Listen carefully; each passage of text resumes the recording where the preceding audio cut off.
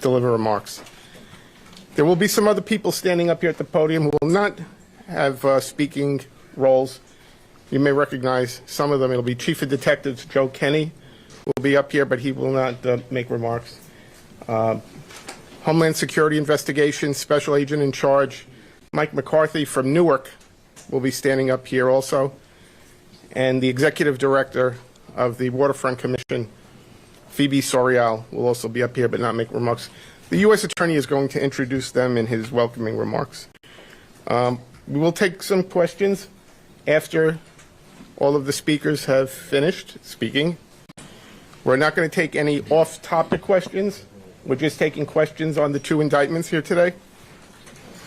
The indictments are unsealed right now, so we have copies of the, well, it looks like most of them are gone now, but there were copies of the indictments and the detention letter on that table. And I'm going to email them out to everyone on our media list as well. You will see that in the detention letter, which is the organized crime case, the rigged poker game case, there are pictures in that filing. You're free to use the pictures that are in the filing, or if you want JPEG copies of the pictures, we've put them in a Dropbox. So if you want the JPEG versions of those pictures, send me an email, and I'll send you an invitation to the Dropbox, so you'll have access. You can then download those pictures, okay? And as to probably two of the defendants here that are getting the most media interest, Chauncey Billups and Terry Rozier, they're going to appear in federal courts in the districts where they were arrested. Terry Rozier will be appearing in federal court in Orlando, Florida, sometime this afternoon. I can't tell you precisely, but sometime around 1 or 2 o'clock. Chauncey Billups in federal court in Portland. I don't know approximately what time that would be. They will both be arraigned on their indictments. They're in separate indictments, but they'll be arraigned on their indictments here in Brooklyn at a future date.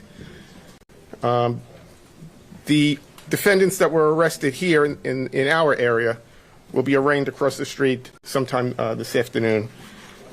I believe there's about 31 people in custody, and there will be some who will self-surrender. So that's where things stand right now. Okay, so I'm going to go get the speakers, and we'll start in a couple of minutes, okay? Anybody have any questions? Your email address? It's John, John, Marzulli, Marzulli, at usdoj.gov. Thank you. Okay, see you in a couple of minutes. Can you spell your last name again? Marzulli.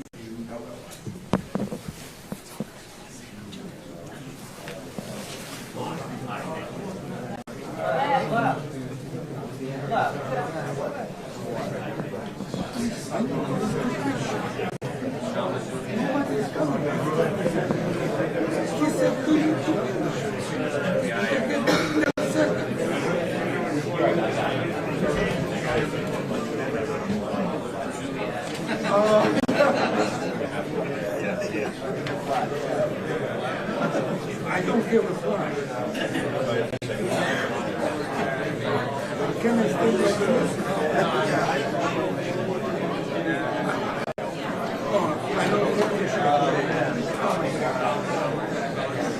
Next time I will bring it.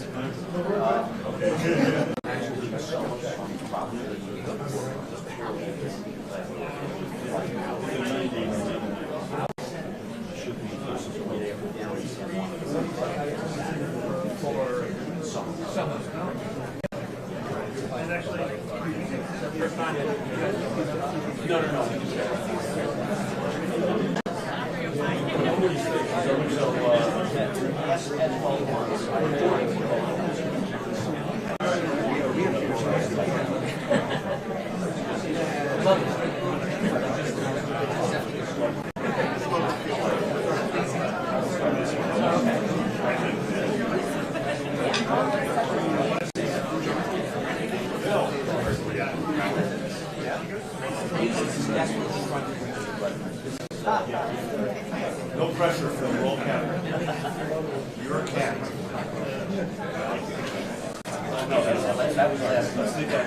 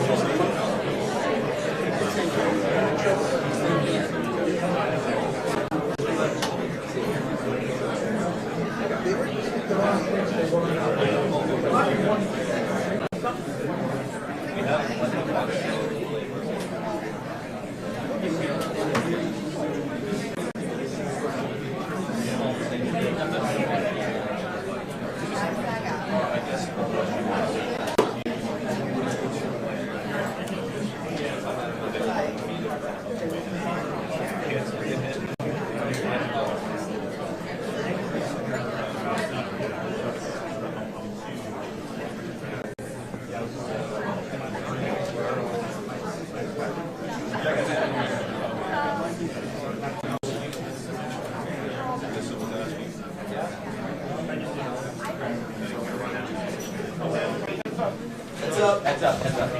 Here we go.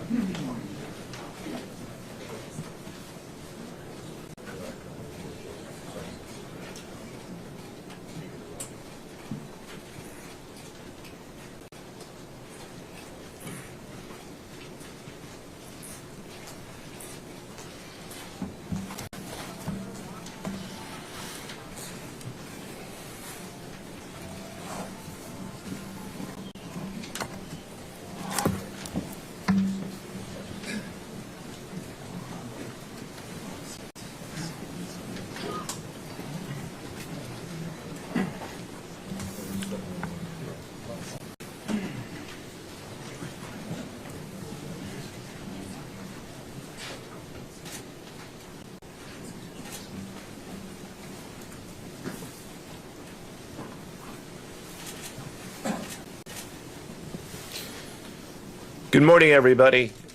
My name is Joseph Nocella. I am the United States Attorney for the Eastern District of New York.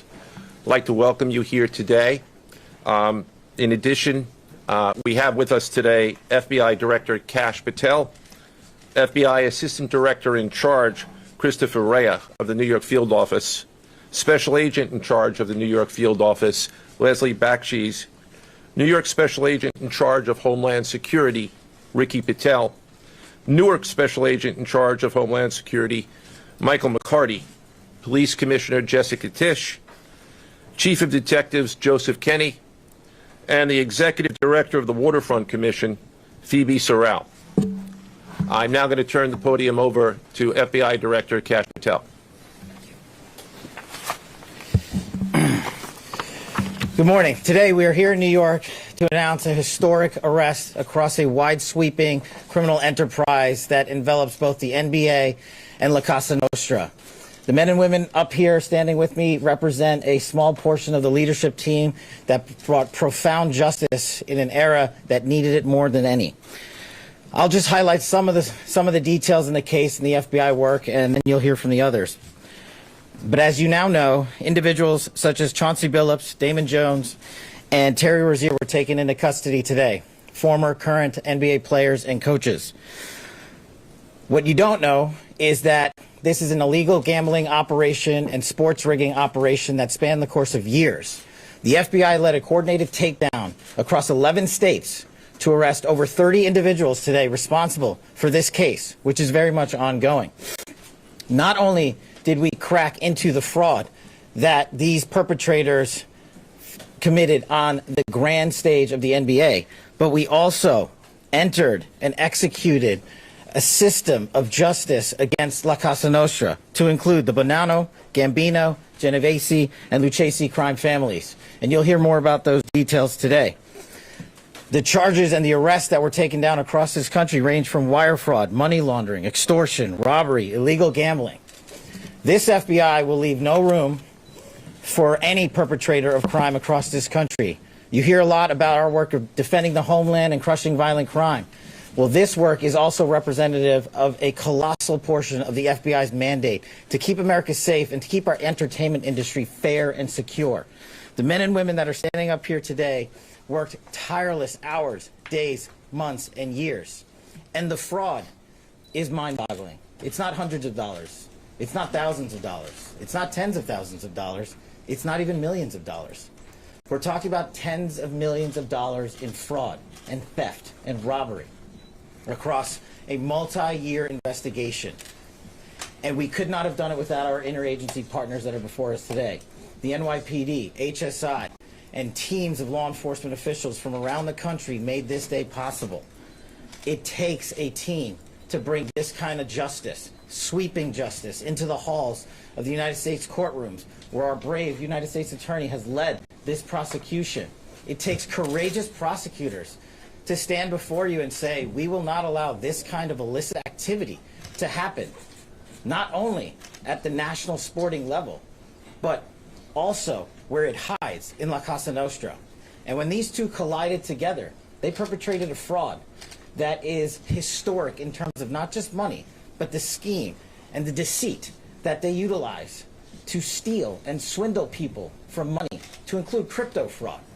This is an operation that showcases to you that under President Trump's administration, there is no room for any type of criminal behavior, be it on the world's largest stage or in the back rooms of tiny parlors where guard games are being played.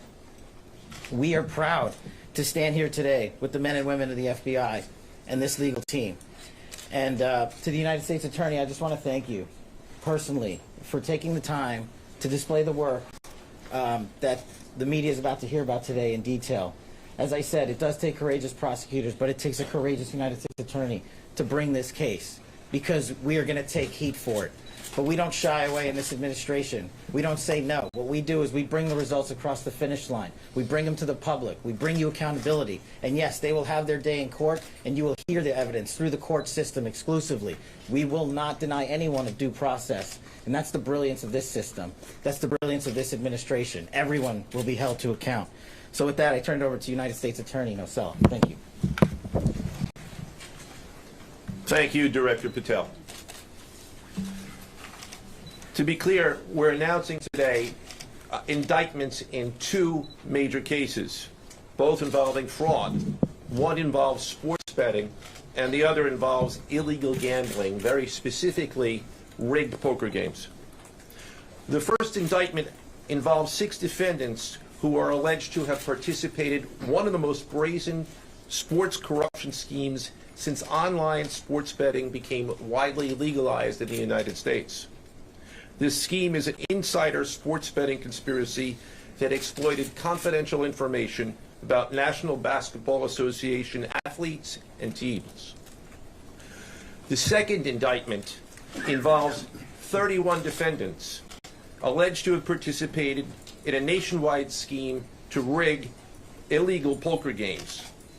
These defendants, which include former professional athletes, used high-tech cheating technology to steal millions of dollars from victims in underground poker games that were secretly fixed. The games in the New York area were backed by the Bonanno, Gambino, and Genovese crime families of La Cosa Nostra. While the cases are separate, there are 3 overlapping defendants charged in both cases: Damon Jones, Eric Ernest, and Shane Hennon. The indictments in these cases contain only allegations, and the defendants are presumed innocent until they are proven guilty in a court of law. But my message to the defendants who've been rounded up today is this: your winning streak has ended. Your luck has run out. Violating the law is a losing proposition, and you can bet on that. First, I would like to talk about United States versus Ernest, the NBA basketball gambling case. The defendants in this case are Eric Ernest, Marvez Farley, Shane Hennon, De Niro Laster, Damon Jones, a former NBA player and coach, and Terry Rozier, a current NBA player. Other co-conspirators were previously charged for their roles in the scheme, including former NBA player Jontay Porter. Between December 2022 and March 2024, these defendants perpetrated a scheme to defraud by betting on inside, non-public information about NBA athletes and teams. The non-public information included when specific players would be sitting out future games, or when they would pull themselves out early for purported injuries or illnesses. They relied on corrupt individuals, including Jones and Rozier. They also misused information obtained through long-standing friendships that they had with NBA players and coaches. And in at least one instance, they got their information by threatening a current player, Porter, because of his pre-existing gambling debts. Defendants used this non-public information to place hundreds of thousands of dollars in fraudulent bets, mostly in the form of prop bets on individual player performance. The bets were placed through online sports books and also in person at casinos. The defendants relied on a network of straw bettors to place the maximum amount of bets to increase their potential profits. Most of these bets succeeded, and the intended losses were in the millions of dollars. The defendants then laundered their illegal winnings in various ways: peer-to-peer platforms, bank wires, and simple cash exchanges. The indictment details specific examples where the defendants profited from illegal gambling and illegal betting on various NBA games about the performance of players on, among other things, the Charlotte Hornets, the Portland Trail Blazers, the Los Angeles Lakers, and the Toronto Rangers. Each defendant in the NBA basketball gambling case has been charged with conspiracy to commit wire fraud and conspiracy to commit money laundering. Now, I would like to turn to the other case, United States versus Aiello, the rigged poker game case. Beginning as early as 2019, the defendants in this case orchestrated a scheme to use wireless cheating technology to run rigged poker games across the United States, including in the Hamptons, Las Vegas, Miami, and Manhattan. The scheme targeted victims known as, quote, fish, who were often lured to participate in these rigged games by the chance to play alongside former professional athletes who were known as, quote, face cards. The so-called face cards included the defendant Chauncey Billups, who at the time of the scheme was a former NBA player and is currently the head coach of the Portland Trail Blazers, and also Damon Jones, a former NBA player and coach. What the victims, the fish, didn't know is that everybody else at the poker game, from the dealer to the players, including the face cards, were in on the scam. Once the game was underway, the defendants fleeced the victims out of tens or hundreds of thousands of dollars per game. The defendants used a variety of very sophisticated cheating technologies, some of which were provided by other defendants in exchange for a share of the profits from the scheme. For example, they used off-the-shelf shuffling machines that had been secretly altered in order to read the cards in the deck, predict which player at the table had the best poker hand and relay that information to an off-site operator. The off-site operator sent the information via cell phone back to a co-conspirator at the table, and that person at the table was known as the quarterback. The quarterback then signaled secretly the information he had received from to others at the table, and together they used that information in order to win their games and to cheat the victims. Defendants used other cheating technologies such as poker chip tray analyzers, which is a poker chip tray that secretly reads cards using a hidden camera, special contact lenses or eyeglasses that could read pre-marked cards, and an X-ray table that could read cards face down on the table. What you see depicted on the screen right now is an example of the X-ray table that reveals the cards. Although they are face down on the table, they can be read because of the X-ray technology. The Mafia, specifically members and associates of the Bonanno, Gambino, and Genovese organized crime families, had pre-existing control over non-rigged, illegal poker games around New York City. As a result, they also became involved in the rigged poker games, helping to organize the games and taking a cut of the proceedings, and working to enforce the collection of debts. The defendants laundered their proceeds, including through cash exchanges, the use of multiple shell companies, and through cryptocurrency transfers.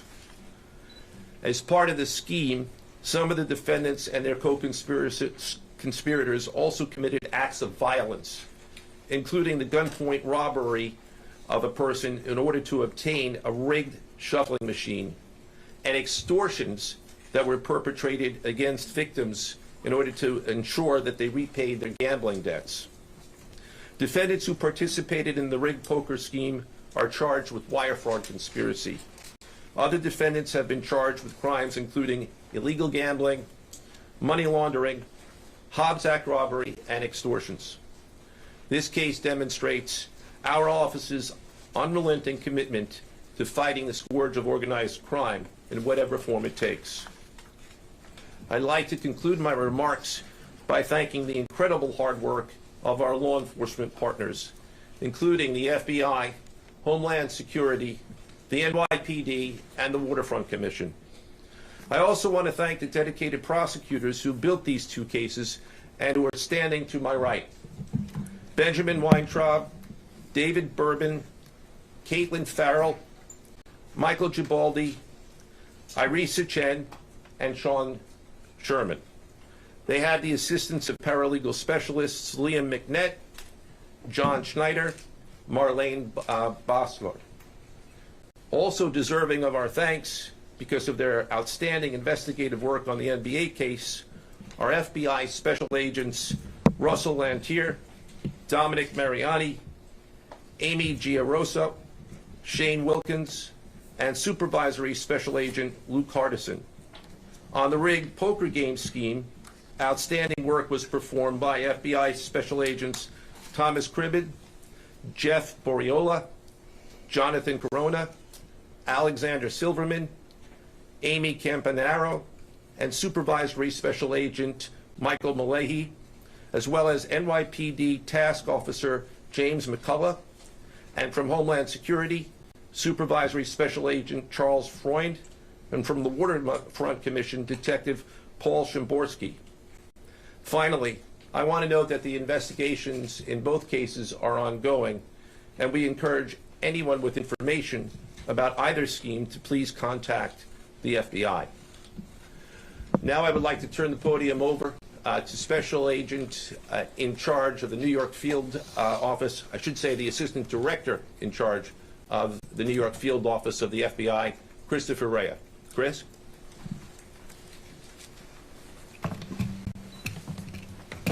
All right, thank you, Joe. As always, we appreciate the partners here. Can't do any of this without you and your team, so thank you. Also want to publicly thank the director for coming down from D.C. The director's a very busy person. And for him to come down should tell you the importance of this historic case.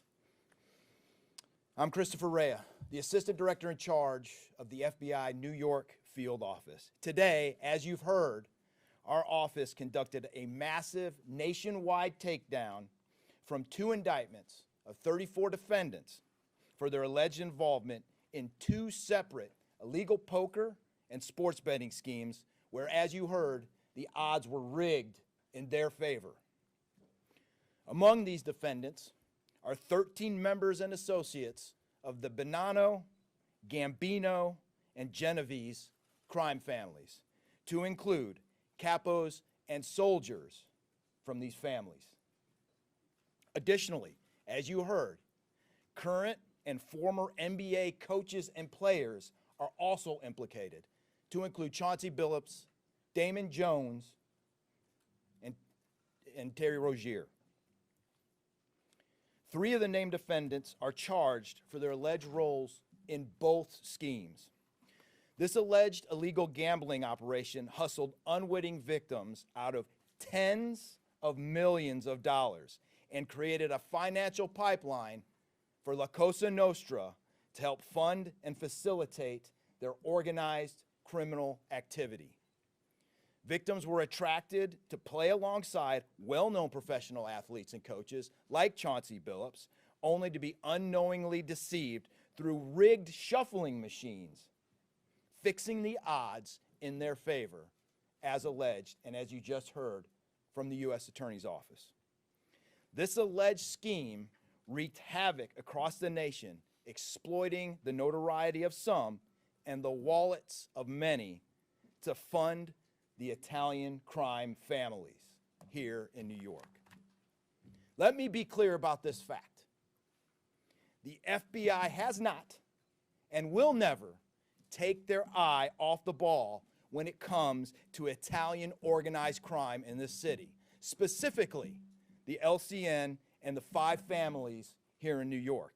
We are not going to permit any criminal enterprise, whether it be Italian organized crime, Asian organized crime, Eurasian organized crime. We're not going to permit any of those organized crimes, families, and organizations to operate in our city or our country, as evidenced by the 11 states that were also participating in this operation today.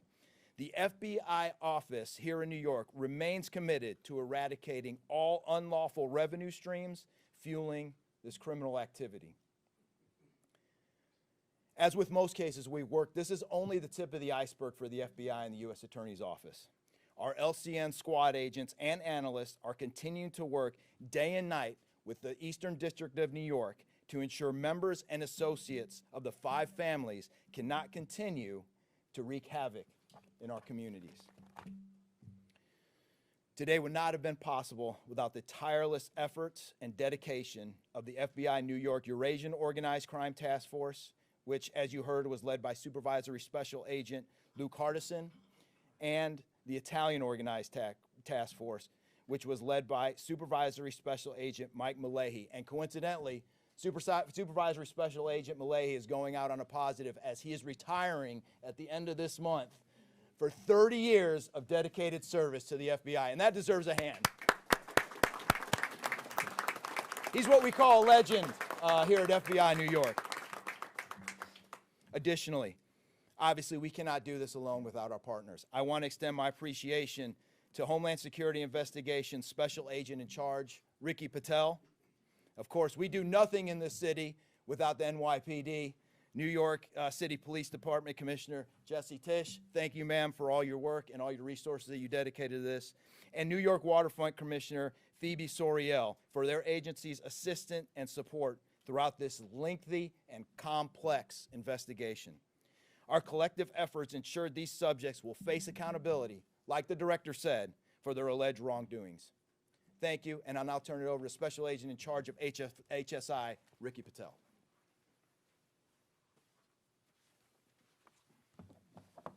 Thanks, Chris. Good afternoon, everyone. My name is Ricky Patel. I'm the Special Agent in charge for Homeland Security Investigations here in New York.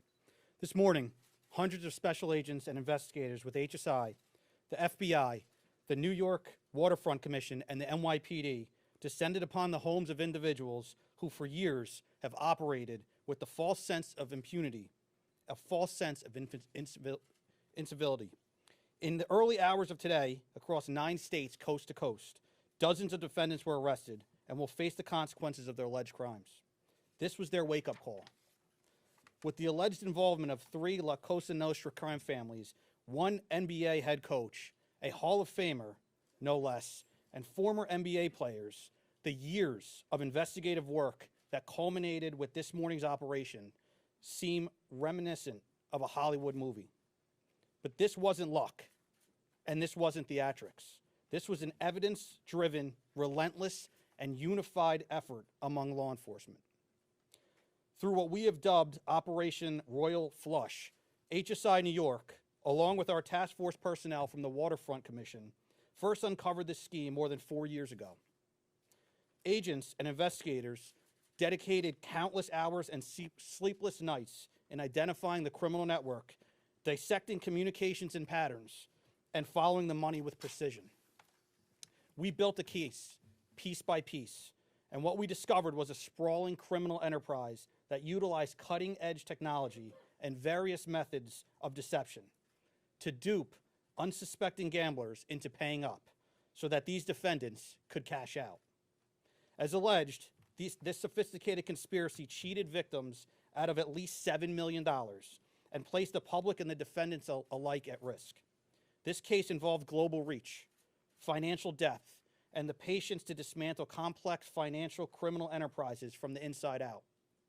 When criminal organizations attempt to launder profits through our country, HSI connects the dots and shuts it down. To anyone who thinks intimidation, fraud, or violence will shield their profits, understand this. If you are exploiting our communities, expect HSI and all of our law enforcement partners at your door. I would like to thank all our partners here today. Obviously, the United States Attorney's Office for the Eastern District of New York, the Waterfront Commission, the FBI, the NYPD, and the prosecutors that will carry this forward. Today's arrests are not an endpoint. They are the start of accountability. Thank you, and I now turn it over to Police Commissioner Jessica Tisch.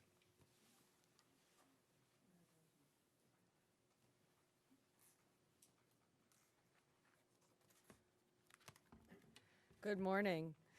Thank you to Director Patel, Assistant Director Rea, and U.S. Attorney Nocella. What we're announcing today is not just another takedown. It's the result of more than 2 years of coordinated investigative work by the NYPD's Joint Organized Crime Task Force and the FBI. 2 cases that exposed criminal networks led by 34 individuals who believed the rules did not apply to them. They hid behind layers of complexity, behind money, and behind influence, believing those things would shield them from accountability. The first case, Operation Nothing But Bet, exposed a gambling ring built around professional basketball, where players and associates allegedly used inside information to manipulate prop bets on major sports betting platforms. They placed wagers on unders on players to score less, rebound less, assist less, using information that was not yet public. In some instances, players altered their performance or took themselves out of games to make sure that those bets paid out. One example occurred on March 23rd, 2023 in Charlotte.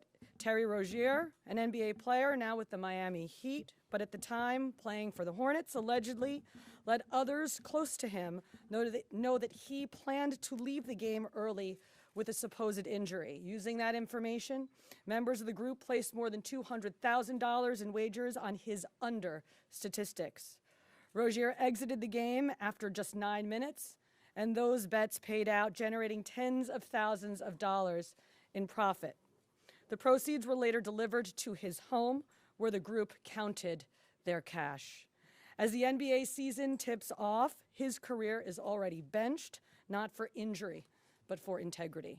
As a result of this investigation, 6 defendants, including Rozier, are now facing conspiracy to commit bank and wire fraud. In a second case, Operation Zen Diagram, investigators uncovered a long-running scheme in which members and associates of several well-known organized crime families rigged high-stakes poker games across the country. These operatives included capos and multiple soldiers from the Bonanno, Gambino, Lucchese, and Genovese crime families. Bringing 4 of the 5 families together in a single indictment is extraordinarily rare. It reflects how deep and how far this investigation reached, and the skill and the persistence it took to get here. That work uncovered a deliberate, technologically sophisticated operation designed to carry out their crimes. They used custom shuffling machines that could read the order of cards, barcoded decks, and hidden cameras built into tables and light fixtures. The organizers also enlisted well-known public figures, former and current NBA players and coaches, including Chauncey Billups, the head coach of the Portland Trail Blazers, an NBA champion and a Hall of Famer, to make the games appear legitimate. Victims believed that they were sitting at a fair table. Instead, they were cheated out of millions. One victim in particular lost $1.8 million. In total, losses exceeded $7 million and continue to climb. And when people refused to pay, these defendants did what organized crime has always done. They used threats, they used intimidation, and they used violence. It's the same pattern that we have seen for decades: traditional mob enforcement methods combined with new technology to expand the reach of their operations. Now, with the unsealing of today's indictment, 34 individuals are facing charges including robbery, extortion, money laundering, wire fraud, bank fraud, and illegal gambling. I want to commend the outstanding work of our detectives from the Joint Organized Crime Task Force and their dedication to these cases, especially Captain Ruben Pagan, Sergeant Chris McGuire, Detective Alexander Creamer, Detective James McCullough, and of course, our Chief of Detectives, Chief Kenny. As part of these investigations, our members recovered and reviewed thousands of hours of video, conducted extensive surveillance on illegal gambling locations across the city, and executed more than 24 search warrants on electronic records that revealed the true extent of this conspiracy. Once again, the work of our detectives, together with the FBI and the U.S. Attorney's Office, closed those gaps before they could widen further. The NYPD is proud to stand with each of you today, as these cases represent the kind of partnership that defines modern law enforcement agencies, sharing intelligence, coordinating resources, and moving as one team. Thank you.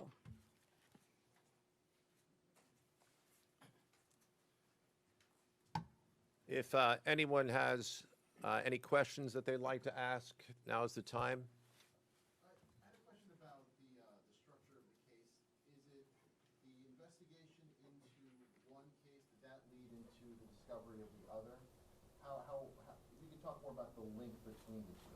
I'm not at liberty to discuss either the background of the investigation itself or the investigation as it continues. So I'm afraid I can't really explain to you other than the fact that both cases have been unsealed today, and there was an overlap that has been discussed already with respect to certain of the defendants.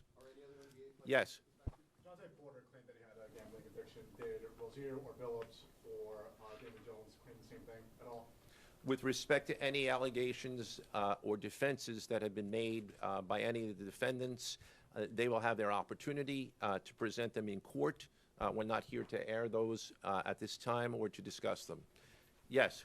You said the investigation is still ongoing. There seem to be several players referenced in the indictments, some that may have potentially passed on information. Is there the possibility of future arrests of NBA players in connection to the sports gambling operation specifically? As I said, I can't discuss ongoing investigations. The investigation is ongoing, which by definition means that there will be further evidence uncovered at a minimum, and there's always that possibility, but I can't comment any further with respect to that.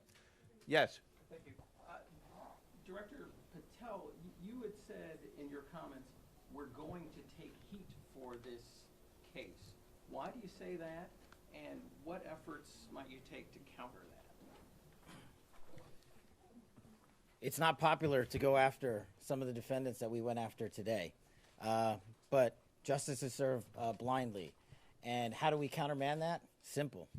The unsealing of these indictments today shows the force of the Department of Justice and our great Attorney General and the leadership that we have at the FBI and the team here to specifically mete out justice. And look, let's not, mince words. This is the insider trading saga for the NBA.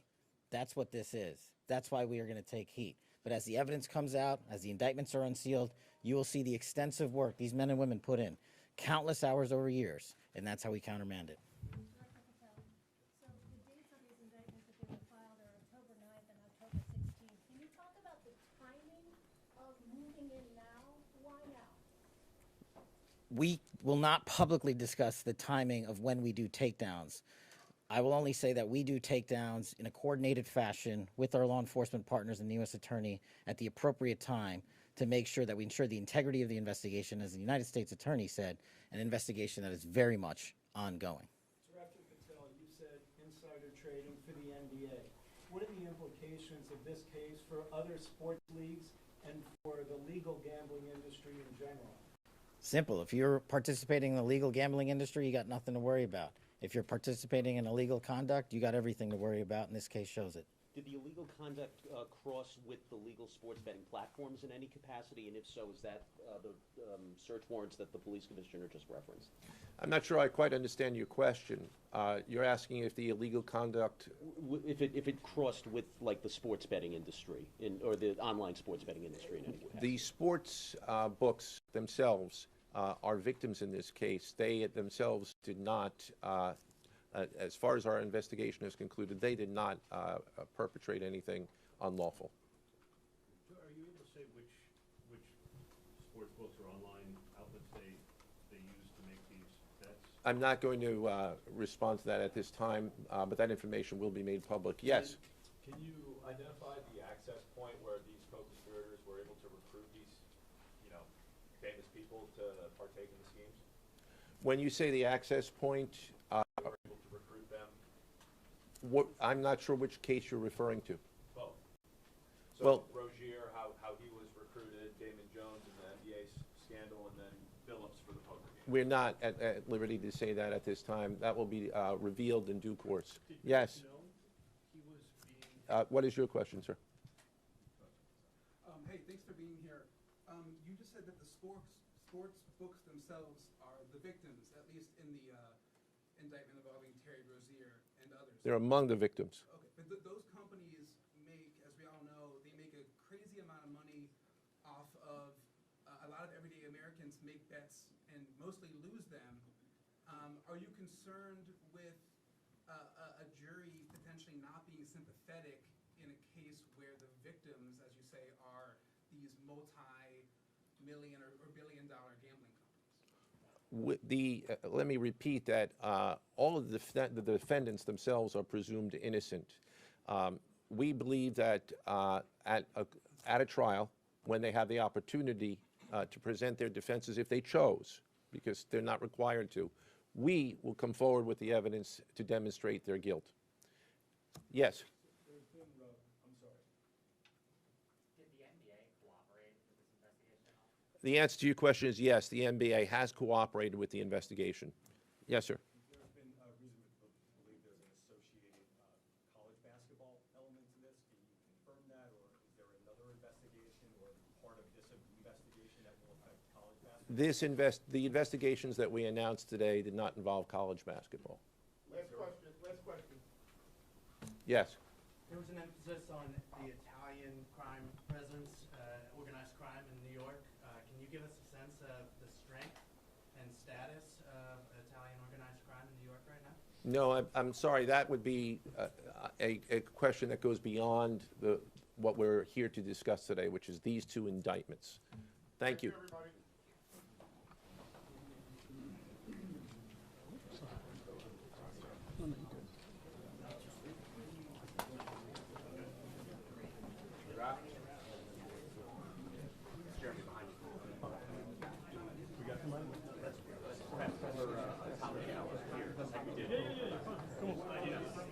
Thank you.